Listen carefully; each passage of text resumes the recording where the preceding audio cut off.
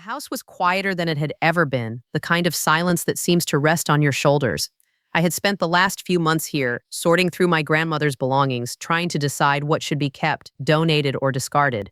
She had passed away just a few weeks ago, and the task of going through her things fell to me. It was a bittersweet duty.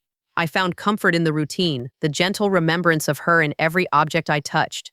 One afternoon, as I was going through a box of her old recipe cards, I overheard my Aunt Linda's voice coming from the kitchen. It was sharp and clear, cutting through the house's quiet fragility. I paused, something about her tone catching my attention. Her words carried easily through the open doorway, unwelcome intruders into my calm. "Yes, the property should be on the market by next month," Linda was saying. "No, she doesn't know yet. Trust me, there won't be any issues on my part." There was a pause while she listened, and I could almost hear the smile in her voice as she continued, "Likely around the asking price we discussed." My heart lurched. Linda was talking about selling Grandma's house, the very place I had spent so much time caring for her, especially in those final months when no one else would step up. My chest tightened as I stood there, trying to process what I'd just heard. Grandma had been everything to me, and this house was her legacy, steeped in memories of her warmth and resilience.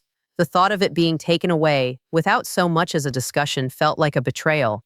I leaned against the wall, trying to gather my composure. There had been murmurings of a will, but as far as I knew, Grandma had intended for me to have the house. It wasn't just about the property, it was about honoring her wishes, something that clearly meant nothing to Linda. I had to know for sure. Quietly, I made my way down the hallway, each step feeling heavier than the last. As I reached the kitchen doorway, I could see her facing away, her phone cradled casually against her ear. Since she hadn't noticed me, I stayed still, heart pounding. Linda's conversation continued, her voice a mixture of practicality and self-satisfaction. "The old place isn't worth much, but the location is prime," she said, a hint of calculation in her tone. "John will handle the paperwork just like last time, should be straightforward." A mix of disbelief and anger swelled within me. How long had she been planning this? I knew that Grandma had her misgivings about Linda's tendencies to put herself first, but this seemed beyond what even she could have anticipated. Knowing I had to confront her, I decided to do it later, once I had more information and could approach it with a clear head. I returned to the dusty living room, pretended to continue sorting, though my mind was elsewhere. What proof did I have that the house was meant for me? And what was this last time she mentioned? Each question fueled a resolve I hadn't known I had. Eventually, Linda ended her call and left the house, oblivious to the turmoil she'd ignited in me. The silence returned, but it was different now, charged with tension and a rising sense of purpose. Grandma had trusted me, and whatever Linda's plans were, I needed to ensure that trust wasn't misplaced. I knew I couldn't act impulsively. There was too much at stake. But one thing was certain, I wouldn't stand by and let this happen without a fight. While I wasn't sure exactly how I would unravel Linda's scheme, I understood that my journey had just begun. With careful deliberation, I started forming a plan, one that would honor my grandmother's true intentions and set things right. I found Linda in the study, surrounded by stacks of old papers and dust-coated trinkets from Grandma's life. She looked up from her phone, a smile playing on her lips. "Oh, there you are," she said, her voice dripping with faux warmth. "I was wondering where you disappeared to." I took a deep breath, determined to maintain my composure. "Linda," I began, my voice, "I overheard your conversation about selling the house. I think it's time we talked about it." Her chuckle cut through the room. "Oh, that." She waved a hand, as if brushing away a pesky fly. "The decision's already been made, sweetheart. Nothing for you to worry about." My heart pounded against my ribs, but I kept my voice. "The house was supposed to come to me, Linda. Grandma and I talked about it before she passed." Linda's eyes gleamed with amusement. She reached into her bag and pulled out a document, laying it on the table between us. "This," she said, tapping it with a manicured nail, "is the will. Grandma left everything to me." I stared at the paper, the words blurring as my mind raced. "How is that possible?" I managed, my voice with disbelief. Linda leaned back, arms crossed, with that same smile. "You're still young, plenty of time to get your own place, and let's be honest," she added, her tone. "I always had a soft spot for Grandma's house. It only makes sense." A storm of emotions battled for dominance within me, shock, anger, and most of all, a profound sense of betrayal. Yet, I forced myself to remain, unwilling to give her the satisfaction of seeing me break. "Did Grandma know about this?" I asked, my voice a challenge. Linda shrugged. "Well, she signed it, didn't she?" Her words were a weapon, aimed to wound. But I refused to flinch. I took a moment, forcing the chaos inside into order. I'm going to need to look into this, I said, keeping my tone. It doesn't feel right. She laughed again, the sound echoing harshly in the study. Do whatever you need to do, she said. But things are already in motion, dear. Better prepare yourself to move on. I nodded slowly, masking the turbulent mix of emotions that threatened to spill out. All right, I said, with a determination. I'll get back to you on this. Her expression was that of victory, premature, I thought. As I left the room, I could feel her gaze on my back, sharp and mocking. But I didn't turn around. As I stepped outside, the late afternoon sun felt like a promise of hope against the coldness I'd just endured. I knew I was just beginning down a path lined with more challenges, but each step was fortifying an unshakable resolve.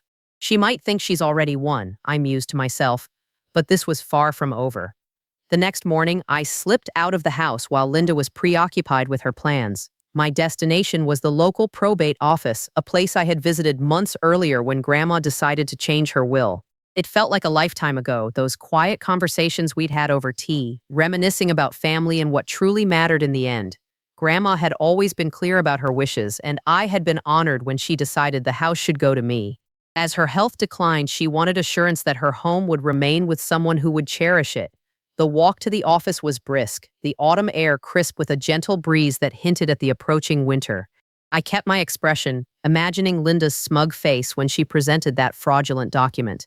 Her audacity was maddening, but I refused to crumble under the weight of her deception. Instead, I focused on the task at hand, knowing that a labyrinth of legalities awaited me. Upon arriving at the probate office, a small brown brick building nestled between taller structures, I felt a resolve anchor my steps. Inside, the familiar scent of paper and ink welcomed me. The receptionist, an older woman with a kind face, glanced up as I approached. Recognizing me, she nodded and gestured toward the back office where Mr. Kim, the probate officer, worked. Mr. Kim was a meticulous man, always in a pressed suit and with a pair of reading glasses perched on his nose. He looked up from his desk as I entered, setting aside the neat stack of papers he was reviewing. "Ah, you're here," he said, his voice and reassuring. "I was wondering if I might see you, given recent developments regarding your grandmother's estate." Sitting across from him, I explained the situation with Linda, my words tumbling out with a control I hadn't quite mastered. Mr. Kim listened intently, nodding occasionally as I recounted the unpleasant encounter with my aunt. "Let's take a look at what we have on file," he said, reaching for a folder labeled with my grandmother's name. I watched as he carefully extracted the will I'd filed months prior, the real testament of my grandmother's intentions. His finger traced the lines of the text, verifying the signatures. My grandmother's, mine as a witness, and those of two others who had been present. "Everything seems to be in order here," Mr. Kim concluded, glancing up at me over his glasses. "This is the legitimate will as you and your grandmother intended. The document your aunt presented, well, it would appear that some attempts at forgery might be at play." His words were both a relief and a confirmation of what I suspected. I nodded, grateful for his diligence, but still with the reality of confronting Linda's betrayal. "Is there anything more you need from me at this point?" I asked, hoping to ensure that every angle was covered before I took my next step. "For now, just hold on to any communication you have with your aunt," Mr. Kim advised, his tone. "Keep records of everything. If she attempts to proceed with any sale, you'll need all the documentation to support your claim. But rest assured," he added, leaning back slightly with a, "your position is legally secure." Leaving the office, I felt a little lighter, despite the gravity of the situation. My grandmother's true wishes were protected, and that alone strengthened my resolve. I knew the path ahead wouldn't be easy, especially given Linda's determination, but at least I was armed with the truth and the law on my side. Walking back towards the house, I pondered my next move. The thought of confronting Linda with the truth was tempting, yet I recognized the need for strategy rather than impulsive action. I needed to be patient, to wait for the right moment to reveal the cards I'd been dealt.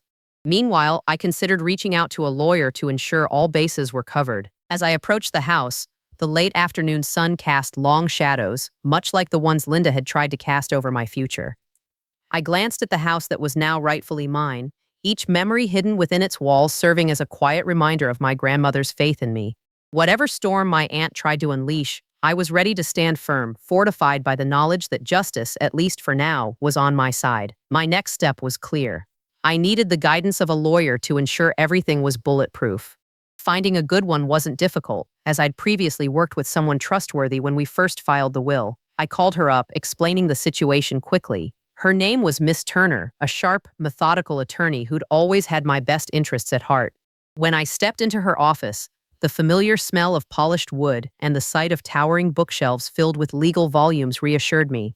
Miss Turner greeted me with a warm handshake, her expression one of genuine concern. "So, tell me what's been happening," she urged, her pen poised over a legal pad. As I recounted the story, Linda's deceit, the fraudulent document, and my visit to Mr. Kim, Miss Turner listened intently, occasionally nodding or making notes. I could feel the gravity of it settling over the room, thicker than the pages lining the walls. After I'd finished, she leaned back, contemplating. "We have a strong position here," she assured. "But Linda's actions suggest she's not going to back down easily." That didn't surprise me. My aunt had always been relentless when she wanted something. "What can we do to stop her?" I asked, determined to protect my grandmother's legacy.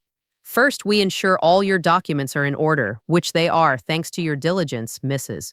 Turner began, tapping her pen lightly. "You'll also need to watch for any moves she makes, particularly any attempts to market the property. If she goes that route, we'll have grounds to involve the authorities for fraud." The thought of involving the authorities sent a chill up my spine.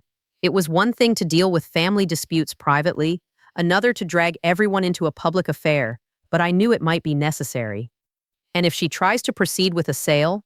I inquired, wanting to cover every angle, every possibility. "You intercept it," Miss Turner replied. "The deed and will are on your side. Any legal attempt to sell without your consent would be void. Rest assured, we'll be ready to file an injunction to block any sale." Listening to her lay out the plan, I felt a renewed sense of determination. Her confidence bolstered my resolve. There might be chaos on the horizon, but with Miss Turner's guidance, I felt prepared. As the meeting wrapped up, Miss Turner offered one last piece of advice. "Keep every interaction civil, at least on your end. If she tries to provoke you, let her. It'll only work in your favor if this goes to court." I nodded, knowing she was right. Staying composed, no matter how cruel or dismissive Linda got, was crucial. It wasn't just about protecting the house anymore, it was about upholding my grandmother's trust and the values she instilled in me. Leaving her office, I felt a mix of emotions: relief, knowing I had a solid plan in place, and anticipation for what might come. The sun was setting as I walked out, casting a warm glow over the city. I realized the journey ahead would be a test not just of patience but of integrity. Whatever storm Linda wanted to unleash, I was ready to weather it, ensuring the truth stayed intact. Back at the house, I stood on the porch for a moment, taking in the quiet neighborhood, the whispers of the trees in the evening breeze. Each corner of this place held memories of laughter, of quiet afternoons, of my grandmother's stories and her unwavering strength. It was more than just a building, it was her legacy, and by extension mine. Inside, as I set the kettle on for tea, I found myself smiling softly. I'd been entrusted with something precious, and that knowledge grounded me, even as shadows threatened. No matter what Linda tried, the truth was a stubborn thing. Like sunlight, they could try to hide it, but it always found its way through. The family gathering was in full swing when I arrived. The living room buzzed with conversation, a stark contrast to the quiet resolve I carried inside. I watched Linda, who was holding court near the fireplace, her laughter reaching my ears like a sharp knife. She wore a bright, triumphant smile, as if she'd already won whatever twisted game she was playing. I made my rounds, greeting cousins and exchanging pleasantries, all the while aware of the document in my bag. It lay there like a secret weapon, ready to be unveiled, just not yet. Timing, Miss Turner had reminded me, could make all the difference. It wasn't long before Linda called everyone to attention. She stood tall, her posture that of someone about to deliver a victory speech. "I have wonderful news," she exclaimed, her voice carrying over the room. "The sale of Mom's house is finalized. It's truly a blessing to have such a smooth process." Her condescending tone dripped like poison, and the room erupted into polite applause. I stayed silent, my gaze steady, though my hands clasped tightly in my lap. Each clap felt like a betrayal to my grandmother's memory, and yet I kept my composure. Inside, however, my resolve only hardened. I caught my brother's curious glance from across the room. He knew of the storm brewing beneath my calm facade, having been my confidant through this ordeal. I simply gave him a slight nod, a silent reassurance that all was as planned. Linda, reveling in the attention, continued with forced humility. "It just feels right to finally set things in motion, you know. Mom would have approved of my choices," she added, her voice cold and dismissive of the truth I held. I bit back the urge to retaliate, my inner voice reminding me of Miss Turner's advice. I needed to let Linda build her house of cards completely before knocking it down. As the conversation shifted to other topics, I allowed myself a moment to observe Linda. Her arrogance, her disregard for anyone but herself, it only strengthened my resolve. Each word, each false smile she offered, was a reminder of why patience is sometimes the strongest weapon. The gathering eventually moved outside, the evening air cool and refreshing. Children played on the lawn, the atmosphere light and seemingly peaceful. Yet, beneath it all, the tension between Linda and me simmered like an unattended pot. Standing under the patio's soft lights, I looked out at the garden, my grandmother's prized roses blooming in full display. Their beauty, a silent testament to the care and love she bestowed upon them and me. I held onto that thought, letting it ground me amidst the deceit swirling around. The evening wore on, and with each passing hour, my anticipation grew. I bided my time, knowing that before the night ended, the truth would blossom much like those roses. Linda's deceit would no longer be the centerpiece of our family's legacy. As the sky darkened, casting long shadows over the yard, I was ready. Ready to pull the rug from under Linda's feet, to reveal the cornerstone of the house she thought she could claim. But for now, I remained silent, the document safely tucked away, waiting for the precise moment to unfold. The evening had deepened, and lanterns flickered softly across the garden, casting dancing shadows on the patio stones. I watched as Linda held court at the far end of the table, her laughter echoing through the air. Her confidence was palpable, and for a moment I almost admired her audacity, almost. But admiration wasn't what I felt. It was a quiet resolve, the kind that only comes from knowing you're about to turn the tide. I reached into my bag, fingers brushing the crisp edges of the documents that held the truth. As the family chatter continued, I stood up, clearing my throat softly. The room quieted, eyes turning towards me, curiosity piqued by my unexpected move. "I have something to share," I began, my voice steady despite the undercurrents of tension. Linda's gaze fixed on me, her smile frozen, an awkward blend of amusement and skepticism. I placed the envelope on the table between us, watching her smile waver. "This," I said, sliding the papers from the envelope, "is the court-validated will along with the deed transfer. It clearly shows the house belongs to me and has for weeks." The silence was deafening, the moment stretching out like a taut thread. Linda leaned forward, her eyes narrowing as she scanned the documents. Her expression slipped from confident to questioning, then to something akin to disbelief. "But," she started faltering, the edges of her perfect composure beginning to fray. "I've seen enough," someone interjected from the end of the table. Uncle Rob, whose voice had always held the gravitas of family wisdom. "It seems clear your mother knew what she was doing when she signed those papers." Linda's face paled, her eyes hardening as she looked back at me. "You think this changes anything?" Her voice was sharp, a brittle veneer over the rising panic. I met her gaze steadily, drawing strength from the certainty that had guided my actions all along. "It changes everything," I replied quietly. My grandmother's wishes weren't just a suggestion, they were her final word. The room was still, the weight of truth settling heavily over the gathering. I could feel the shift in the atmosphere, the slow turning of family allegiance. Eyes once keen on Linda now flickered uncertainly between us. I turned away from her disbelief, returning the documents to my bag with unhurried precision. There was nothing left to prove. I had spoken the truth, upheld what was right, and the rest would follow. In the silence that followed, I stepped back from the table, the soft hum of conversation slowly resuming around me. Yet the focus had shifted. The story no longer solely Linda's to tell. I wandered to the edge of the garden, the night whispers accompanying me. Each step felt lighter, each breath deeper. The burden of the past weeks now transformed into something far more liberating. I paused by the roses, brushing my fingers along their velvety petals, a quiet acknowledgement of my grandmother's enduring presence, her unwavering belief in me. As I stood in that gentle embrace of memory, I knew that whatever awaited beyond this gathering, Grandma's house, and her legacy were secure. The evening wore on, laughter and conversation gradually filling the air once more. But it was a different kind of gathering now, one where the truth had finally taken root among us all. Linda's face drained of color as I detailed how the probate office had deemed her document invalid. There was a moment, brief but unmistakable, when I saw the realization breaking over her like a wave. "The sale you announced, Linda," I continued, meeting her eyes with unwavering calm, "would be considered fraudulent. Any attempt to go through with it would not only fail but could also have legal consequences." Her eyes darted around the room, searching for an ally, a lifeline, anything to grasp onto. But the room had changed. The family she'd counted on for support now sat with downturned gazes, their earlier enthusiasm swallowed by an uncomfortable silence. Uncle Rob, whose support had bolstered my claims earlier, sat with his arms crossed, a silent arbiter of the truth I'd laid bare. Linda's lips trembled, but she caught herself, her indignation flickering despite the growing panic beneath. "You think you're so smart," she said, her voice a brittle facade over the chaos roiling within. "Everyone knows you've always been the favorite." Her words were meant to sting, to ignite doubt and resentment as they once had. But I stood rooted, the weight of her accusations slipping away like shadows in the sunlight. I remained silent, the strength of truth more potent than any words could be. Around us, the conversation hesitantly resumed, the atmosphere shifting with the acceptance of Linda's unraveling narrative. She stood isolated by her own design, the distance she hoped to create between me and the family now surrounding her instead.